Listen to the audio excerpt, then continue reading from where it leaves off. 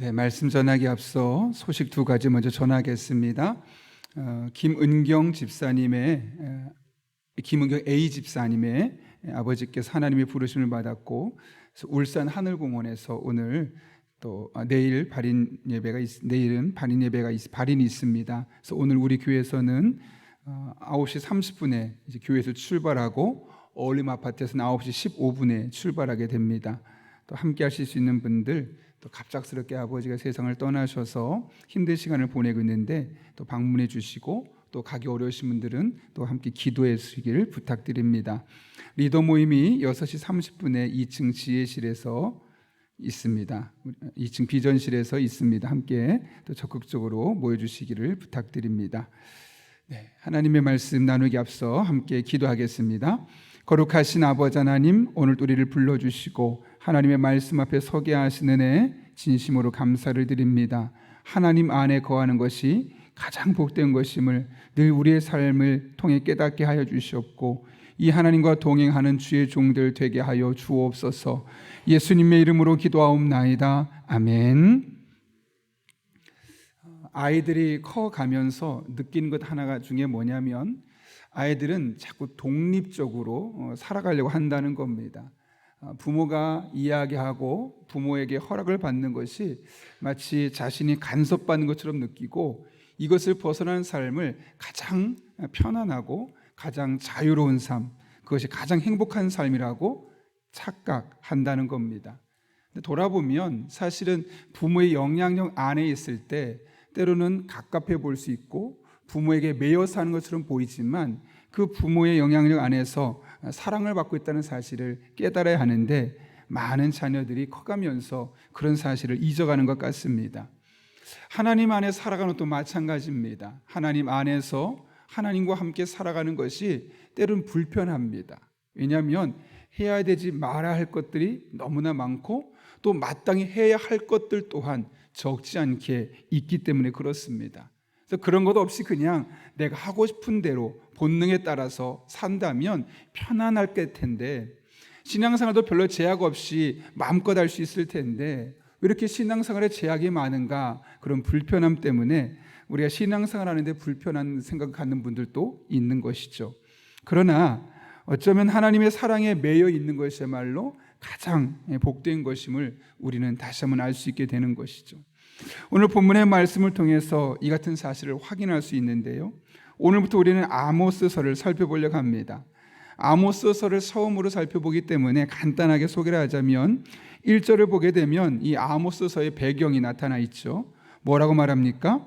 유다 왕 우시아의 시대 곧 이스라엘 왕 요아스의 아들 여로보암의 시대 지진전 2년에 드고아 목자 중 아모스가 이스라엘에 대하여 이상으로 받은 말씀이라 라고 이야기합니다. 여기 보면 유다 왕 우시아와 이스라엘 왕 요아스의 아들 여로보암 이 둘 나오니까 헷갈릴 수 있는데 여러분 잘 아시는 것처럼 이 당시는 지금 북이스라엘과 남유다로 두 개로 나뉘어 있는 상태입니다. 그래서 이 두 나라 역사를 함께 보여줄 때 어느 시대인지 분명히 알 수 있는 거죠. 왜냐하면 왕들의 이름이 비슷한 경우가 있기 때문에 그렇습니다. 중요한 것은 지금 아모스는 어떤 시대였습니까? 이스라엘에 대해서 예언을 했고 그렇다면 이스라엘 왕 요아스의 아들 여로보암의 시대에 이가 예언하고 있었다는 사실을 알 수 있습니다. 다시 말하면 그는 8세기 선지자로 우리가 잘 알고 있는 예언서에 아모스, 호세야, 이사야, 미가야 이 4개의 선지자가 같은 시대에 활동했거든요. 이때는 경제적으로 가장 부유했던 시대입니다. 돈 걱정하지 않고 살았던 시대, 마음만 먹으면 살 수 있는 거 다 살 수 있고 고난이라는 것, 가난이라는 것을 전혀 경험하지 못한 세대들이 살아가던 시대입니다. 따라서 당연히 따라오는 게 무엇일까요? 굳이 하나님을 의지하지 않아도 국가에서 혹은 자신이 좀만 힘을 보태면 잘 살아갈 수 있는 시대였기 때문에 종교적으로는 암흑기였습니다. 참 신기한 것이 이 경제적인 부와 신앙과는 양극단에 있는 것을 많이 보게 됩니다. 대부분의 역사를 보게 되면 경제적으로 부유했던 시대는 신앙적으로 하나님을 멀리하는 시대임을 보게 되는 거죠. 오늘날 우리나라도 그렇지 않습니까? 경제적으로는 우리가 세계 10위권 안에 들어있는 나라로서 부유하죠. 군사력도 핵을 빼면 6위권에 속할 정도로 우리나라가 엄청나게 경제적인 넉넉함을 자랑하고 있는 시대를 살아가고 있습니다. 그런데 그와 동시에 점점 신앙적으로 멀어져 가고 있고 왜곡된 신앙을 갖고 있는 것을 우리는 주변에서 많이 볼 수 있는 것이죠. 지금 이 아모스 선지자가 활동하던 시대가 바로 그런 시대, 오늘날과 많이 비슷한 시대임을 우리는 볼 수 있습니다. 그런 그는 도대체 어떤 사람이냐? 이름의 뜻을 보게 되면 아모스라는 뜻인데 짐진자라는 의미를 갖고 있습니다. 정확하게 왜 그런 이름을 지었는지는 나오진 않지만 어쨌든 그의 이름을 통해서 그는 짐을 지고 살아가는 자다. 이름만 보아도 그의 사명을 어느 정도 볼 수 있죠. 중요한 것은 그가 직업이 뭐였습니까? 1절 보면 드고아의 목자였다고 합니다.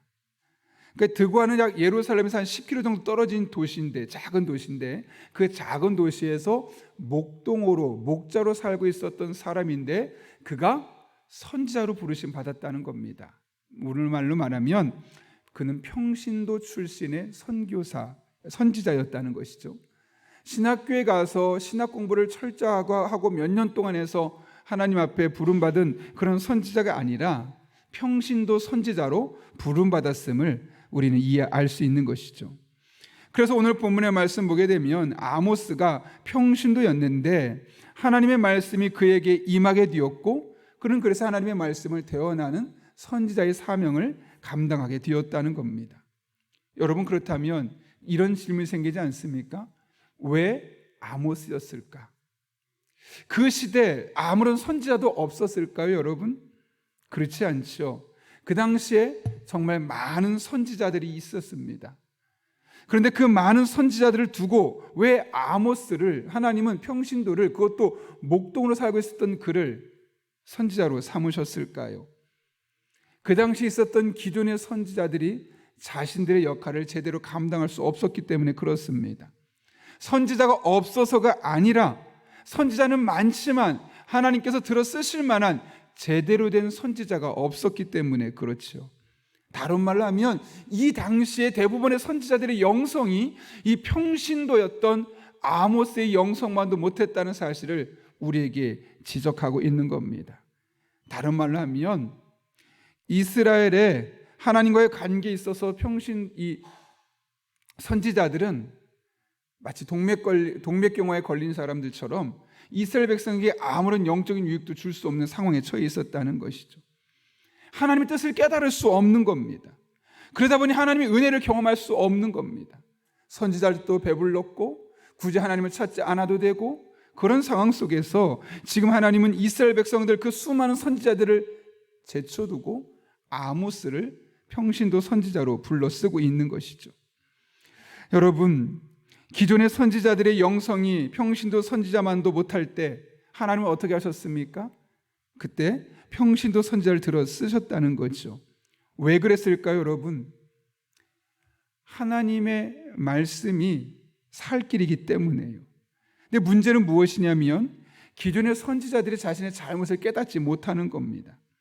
또한 대부분의 평신도들 또한 그들의 영적인 목마름을, 그들의 영적인 메마름을 보고 선지자들이 잘못된 사실을 알아야 되는데 그들의 잘못되어 있음에도 불구하고 그들이 말하는 것이 마치 진리인 양 그것을 맹목적으로 따라가고 있는 모습을 보였음을 이야기하고 있는 것이죠.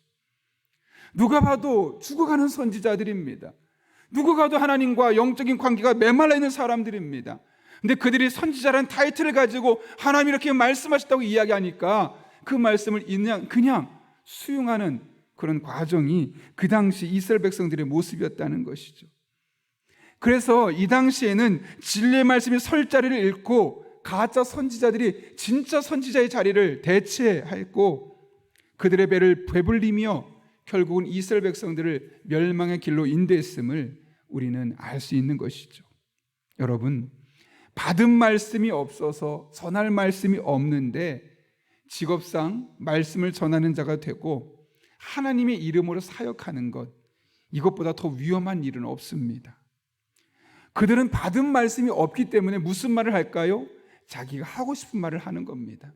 자신의 이득을 위해서 남들을 이용하게 되는 겁니다. 이 당시 선지자들이 그랬습니다. 하나님과 영적인 관계가 메말라 있습니다. 그러다 보니 하나님부터 말씀을 받을 수가 없습니다. 그런데 그들은 선지자는 이름을 갖고 있기 때문에 마치 자신이 하나님의 말씀을 하는 것처럼 허황된 말씀, 가짜 말씀, 진짜를 흉내내는 말씀을 전하고 있었습니다. 하나님의 말씀이 아니라 자기가 하고 싶은 말, 자신의 이득을 위해서 남들을 이용하는 그런 선지자들이 있었던 시대였다는 것이죠. 문제는 그것을 하나님의 말씀이라고 포장하고 있었던 그들의 잘못된 영성입니다.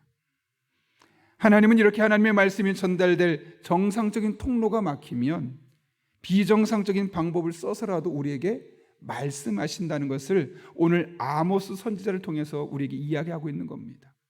얘들아, 모든 목회자들이 다 영성이 메말라 있고 나와 관계가 막혀 있고 이름은 목회자라는 이름을 불리지만 실상은 목회자가 아닌 사람들이 이 땅에 횡행하게 될 때 그래도 포기하지 말아라. 나는 그렇다면 평신도를 들어서라도 나의 말씀을 너에게 전하겠다. 이것이 바로 오늘 말씀 아니겠습니까? 왜 이렇게까지 하시는 걸까요, 여러분? 목사가 살리는 것이 아니라, 선지자가 사람을 살리는 것이 아니라 하나님의 말씀을 살리는 것이니까요. 그러니까 하나님의 말씀을 받을 수 없는 수많은 목회자보다 한 사람의 껴있는 이 평신도 지도자를 통해서 하나님께서 이스라엘 백성들에게 말씀하시는 겁니다. 여러분, 이 땅에 목회자가 많다고, 신학교가 많다고 자랑할 것이 아닙니다. 깨어서 하나님의 말씀을 받을 수 있는 사람이 있느냐, 이게 훨씬 더 중요하죠. 그래서 하나님께서 오늘 아무리 이 땅이 메말라 있고 아무리 이 땅의 모든 목회자들이 쓸모없는 사람이라 할지라도 나는 너희들에게 하나님의 말씀을 전하겠다, 하나님의 말씀 무엇인지 너에게 알리겠다, 이런 취지로 오늘 아모스가 평신도임에도 불구하고 그를 불러 쓰시게 되었던 것이죠. 그런데 이렇게 아모스를 통해 다가오는 말씀이 어떤 말씀이든가요, 여러분? 오늘 본문의 말씀 2절 한번 읽어볼까요? 시작. 그가 이르시되 여호와께서 시온에서부터 부르짖으시며 예루살렘에서부터 소리를 내시리니 목자의 초장이 마르고 갈멜산 꼭대기가 마르리로다. 여기 보면 하나님이 말씀하시는데 어떻게 다가오신다고요? 시온에서부터 부르짖고 소리를 내신다고 말씀하십니다.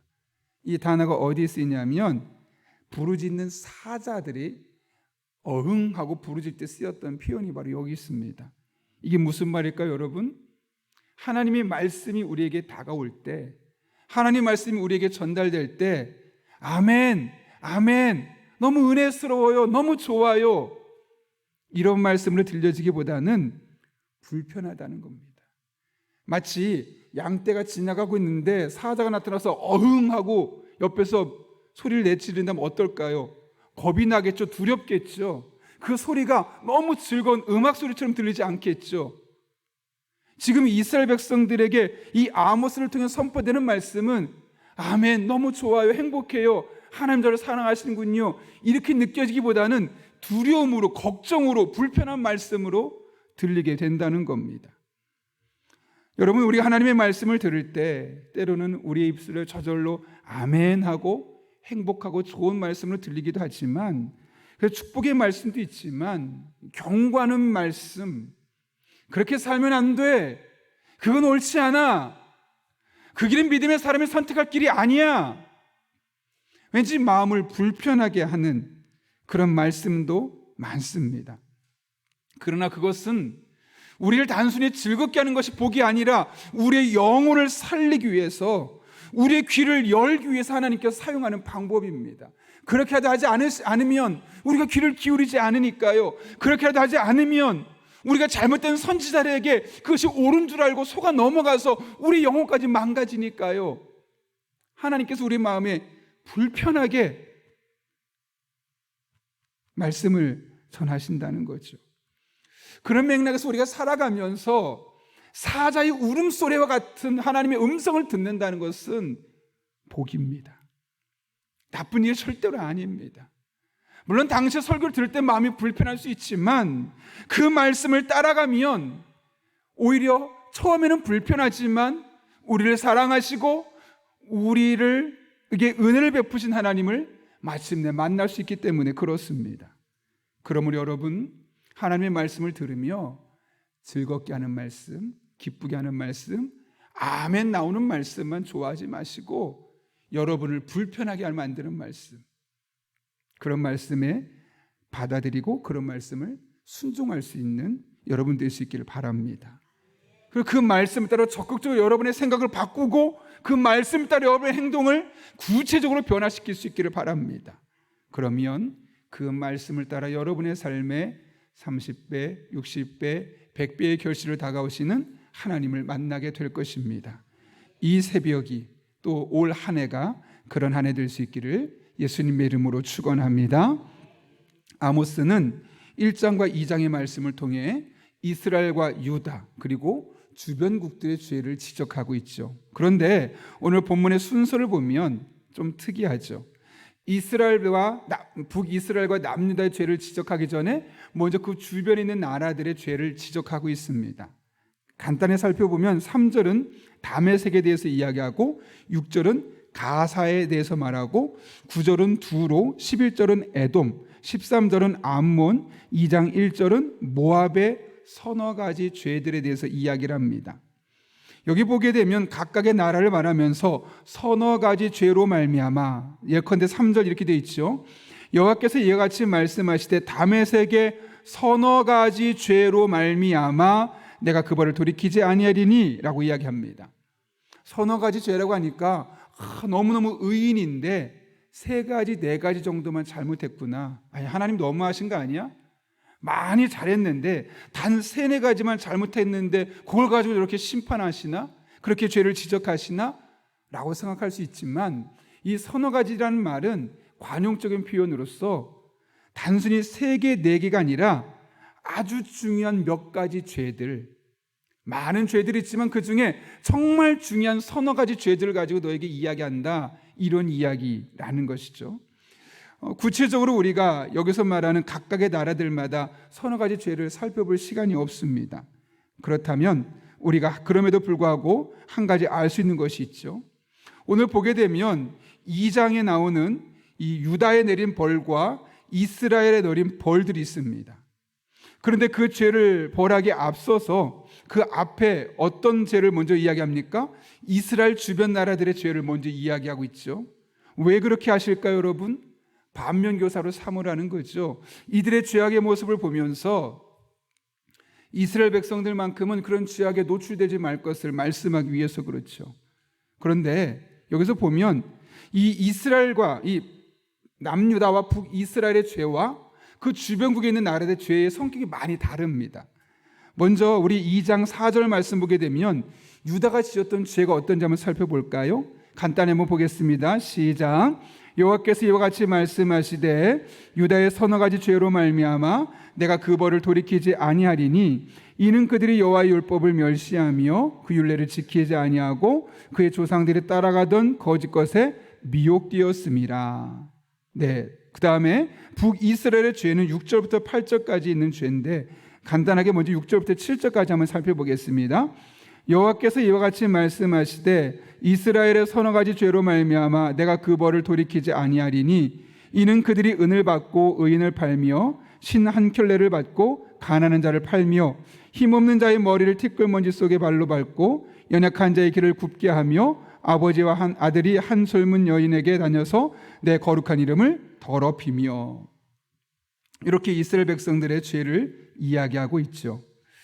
여러분 여기 잘 보시면 지금 이스라엘 백성들이, 그러니까 남유다와 북이스라엘이 범한 죄와 그 바로 앞에 있었던 이스라엘 주변에 있었던 나라들의 죄를 돌아보면 어떻습니까? 성격이 많이 다르죠. 좀 전에 우리가 살펴봤던 다메섹 같은 경우는 어떤 죄입니까? 철타작기로 타작하듯 길랏을 압박했다라고 말합니다. 이게 뭐냐면 마치 타작기가 뭔지 아시죠? 곡식을 떨궈내는 것처럼 그렇게 사람들을 쇠로 많이 죽였다는 거예요. 6절도 보면 가사의 서너 가지 죄를 말미암아 그를 심판한다고 했는데 뭐라고 말했냐면 그들이 사로잡은 이를 끌어 에돔에 넘겼다고 그래요. 인신매매했다는 거예요, 포로들을. 9절도 마찬가지입니다. 둘의 서너 가지 죄로 말미암아 라고 했는데 그들이 형제의 계약을 기억하지 아니하고 모든 사로잡은 자를 에돔에 넘겼다. 이 나라도 바로 사람을 짐승 취급하고 인신매매로 넘겼음을 이야기하고 있죠. 에돔의 서너 가지 죄는 어떻습니까? 칼로 형제를 쫓아가며 긍휼을 버리며 맹렬히 화를 내며 분을 끝없이 품었다. 칼로 많은 사람을 죽였다는 거죠. 암몬 자손도 마찬가지입니다. 자기 지경을 넓히고자 하여 길르앗의 아이벤 여인의 배를 갈랐습니다. 다른 나라의 여성들을 마음렇지 않게 죽이는 그런 일을 했다는 거죠. 모압도 마찬가지입니다. 에도방의 뼈를 불살라서 재를 만들어서 그것을 가지고 자기들의 이득을 삼았다는 것을 이야기하고 있습니다. 이렇게 이스라엘의 주변에 있었던 나라들의 죄에 비하면 이 유다와 북이스라엘의 죄에 내리게 되었던 그 죄는 사실 아무것도 아닌 것처럼 보입니다. 그렇지 않습니까, 여러분? 그 죄의 크기로 보면 사실은 남유다와 북이스라엘은 이만큼 죄를 받을 사람들은 아닙니다. 상대적으로 비교해 보면 그 주변에 있는 나라들이 훨씬 더 많은 잘못을 했고 이스라엘과 남유다는 적은 죄를 저질렀기 때문에요. 그런데 하나님은 똑같이 그들을 죄를 지적하고 그들을 벌하겠다고 말씀하고 있는 겁니다. 어쩌면 이 이야기를 들었던 이 남유다 사람들과 북이스라엘 사람들은 하나님의 불평했을지도 모르겠습니다. 억울했을지도 모르겠습니다. 하나님, 저들에 비하면 우리가 그렇게 크게 나쁜 짓 하지 않았는데 왜 우리도 똑같이 그들과 함께 심판하시는 겁니까? 라고 불평, 불만을 말할 수 있었을지도 모르겠습니다. 그런데 여러분, 그렇지 않습니다. 하나님은 자기 백성들에게 다메섹이나 블레셋보다 훨씬 더 높은 도덕적 수준을 요구하는 겁니다. 그래서 믿는 사람이 믿는 사람답지 않게, 하나님의 자녀답지 않게 살지 못하면 그들을 철저하게 연단시키는 거죠. 지금 남유다와 북이스라엘 백성들이 말하면서 하나님, 우리가 저들보다 크게 나쁜 짓 하지 않았는데 왜 우리를 저렇게 심판하시고 우리에게 이런 벌을 주시는 겁니까? 하나님 뭐라고 말씀하실까요? 아니야, 너희는 그들과 비슷한 수준에서 말하면 안 돼. 너희는 나를 믿는 사람들이잖아, 내 백성이잖아. 그럼 조금 더 높은 도덕 수준을 가지고, 조금 더 영적인 수준을 가지고 더 잘 살았어야지. 어떻게 그들과 너의 삶을 똑같이 비교할 수 있는 거야? 그래서 하나님께서는 어쩔 수 없이 그들을 또한 그 주변국에 있는 나라들처럼 철저하게 연단시킬 수밖에 없었던 겁니다. 왜요? 그래서 때로는 경제적으로, 때로는 질병으로, 자녀 문제로 곤란함을 겪게 하는 거죠. 왜요? 그런 과정을 통해서 내가 잘못 살았구나, 내가 지금 정상적이지 않구나라는 것을 깨닫게 하려고 하나님께서 때로는 이렇게 우리가 그리스도인답지 못한 삶을 살 때, 세상 사람들과 비슷한 수준의 삶을 살게 될 때 우리를 연단시키는 것을 보게 되는 거죠. 이른바 우리 안에 있는 영적인 불순물들을 제거하는 과정이라고 볼 수 있는 겁니다. 그래서 믿는 사람은 믿지 않는 사람들보다 좀 더 고결한 삶을 추구해야 하고, 그 중에서도 목회자들은 평신도들에 비해서 조금 더 높은 수준의 영적인 삶과 조금 더 높은 수준의 도덕적인 순결함을 유지할 필요가 있는 겁니다. 목사인데 평신도와 똑같은 수준의 도덕적인 삶을 살겠다고 결단하겠다면 그 사람은 목회자로서 자격이 없는 겁니다. 이 같은 사실을 깨달았던 야고보가 야고보서 1장 2절부터 4절에서 이렇게 말씀하지 않습니까? 내 형제들아, 너희가 여러 가지 시험을 당하거든 온전히 기쁘게 여기라. 이는 믿음의 시련이 인내를 만들어내는 줄 알미라. 인내를 온전히 이루라. 이는 너희로 온전하고 구비하여 조금도 부족함이 없게 하려 함이라. 이게 무슨 말이겠습니까? 하나님 앞에 믿음 생활하면서 우리 믿음 수준이 다른 사람과 비슷해졌을 때 우리에게 여러 가지 시험이 다가오지 않겠습니까? 그거 기쁘게 여기라는 겁니다. 왜냐하면 그 시험 자체가 목적이 아니라 그 시험을 통해서 우리가 인내를 배우게 되고 그 인내를 통해 궁극적으로 온전하고 구비하여 조금도 부족함 없게 하신 하나님의 은혜가 예비되어 있기 때문에 그렇습니다. 그렇다면 오늘 본문에서 아모스서에서 남유다와 북이스라엘에 내려진 이와 같은 벌은, 그들은 오히려 하나님 앞에 원망할 것이 아니라 하나님 믿는 나에게 왜 이런 어려움을 주십니까? 이렇게 말씀할 것이 아니라 오히려 온전히 기쁘게 여겨야 할 일들입니다. 왜요? 이런 과정을 통해서 인내를 만들어지고 그런 과정을 통해서 온전하고 구비하여 조금도 부족함 없이 채우신 하나님의 은혜를 마침내 경험할 수 있기 때문에 그렇습니다. 이것이 하나님께서 믿음의 사람인 우리에게 어려움을 주고 징계를 허락하시는 이유입니다.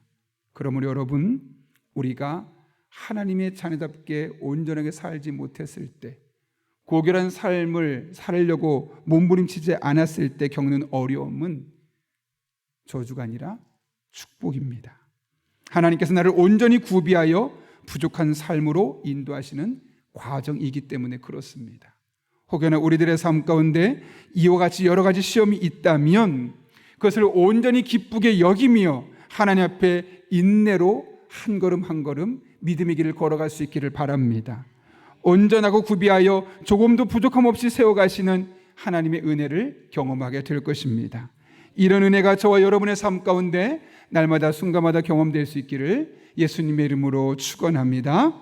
우리 함께 기도하겠습니다. 거룩하신 아버지 하나님, 오늘 하나님의 말씀을 통하여 이 혼란한 세상에서 우리가 하나님의 말씀을 받는 것, 또한 불편하지만 하나님의 말씀을 들을 수 있다는 것이 복임을 깨닫게 해주시고, 특별히 하나님의 백성답게 보다 높은 영적 삶을 살게 하시고 우리 안에 불순물을 제거하며 살아갈 수 있는 지혜를 주신 것 진심으로 감사를 드립니다. 주신 말씀, 내게 주신 말씀으로 붙들고 살아갈 때 더 풍성한 하나님의 은혜를 경험하게 도와주시옵고, 우리들의 삶에 온전하고 구비하여 조금도 부족함 없이 채우신 하나님의 풍성한 은혜가 날마다 경험되게 하여 주옵소서. 예수님의 이름으로 기도하옵나이다. 아멘. 우리 함께 선한 능력으로 하나님의 은혜를 의지하며 기도하겠습니다.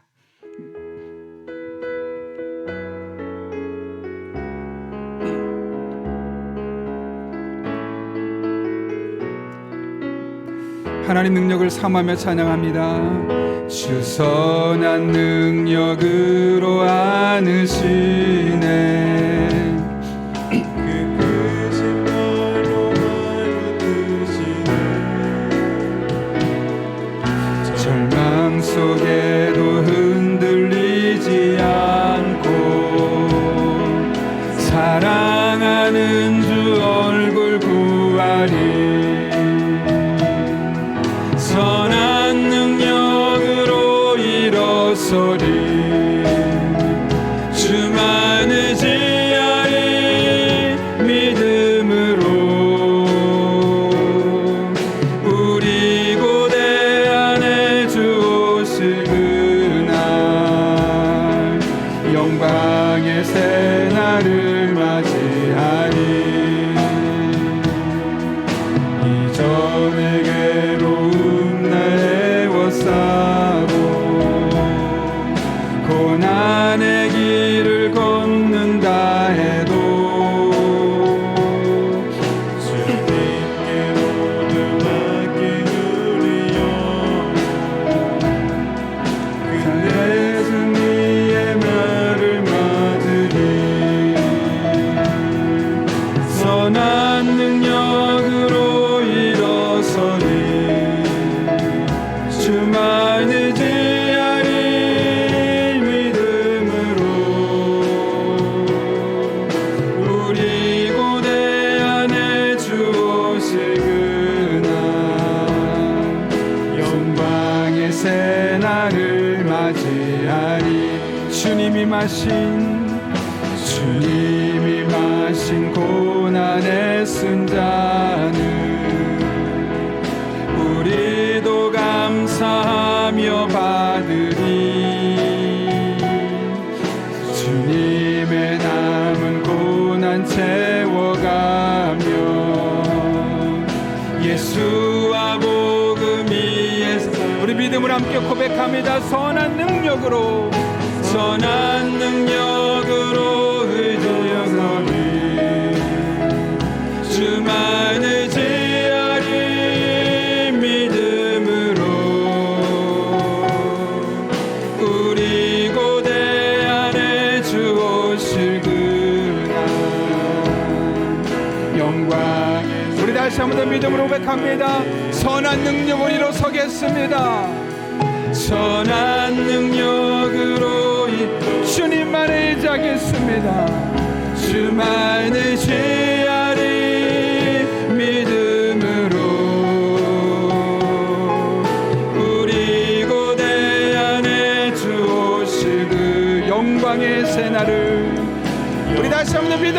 기뻐하며 찬양합니다. 선한 능력을 일어서겠습니다.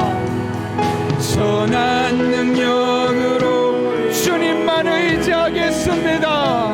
주만 의지하리 믿음으로 우리 고대 안에 주오시그 영광의 새날을 승리의 새날을 맞이하리. 승리의 새날을 맞이. 우리 시간 함께 기도하실 때 먼저 오늘 주신 말씀 붙들고 기도합니다. 이 험한 세상, 하나님 말씀이 선포되지 않고 하나님 말씀이 왜곡되는 세상을 살아갈 때 우리가 하나님의 말씀을 들은 것이 얼마나 중요한지 모릅니다. 그럴 때 하나님 우리에게 하나님 말씀을 통해 이야기하십니다. 왜냐하면 하나님의 말씀만이 우리 영혼을 살리고 하나님의 말씀만이 이 시대를 살릴 수 있는 유일한 대안이기 때문에 그렇습니다. 중요한 것은 그 하나님의 말씀을 들을 때 우리 마음을 불편하게 사자의 음성으로 들을 수 있다는 것이죠. 그럴 때 우리 한 사람 한 사람이 불편한 말씀도 아멘으로 만든 믿음을 주시고 이를 통해 말씀을 주시는 은혜의 결실을 보게 해달라고 기도합니다. 하나님의 백성답게 보다 높은 영적인 삶을 살게 하시고 우리 안에 불순물을 제거해달라고 성령으로 충만케 하시고 마땅히 기도할 바를 알게 하시며 기도할 때 모든 것을 합력해서 오늘 이루시는 하나님의 역사를 경험할 수 있게 해달라고. 또한 여러분이 가진 기도 제목과 여러분의 삶에 있는 곤란한 문제와 여러분이 기도가 필요한 분들을 위해서 오이코스 멤버들을 위해서 이 시간 주님의 도우심을 간구하며 주여 3번 부르시고 5분 이상 기도하겠습니다. 주여 주여 주여. 거룩하신 아버지 하나님, 우리가 하나님의 말씀을 듣는 것이 우리의 영혼이 살아나고 이 절망적인 세대를 살리는 유일한 대안임을 깨닫게 하시는 내 진심을 감사드립니다.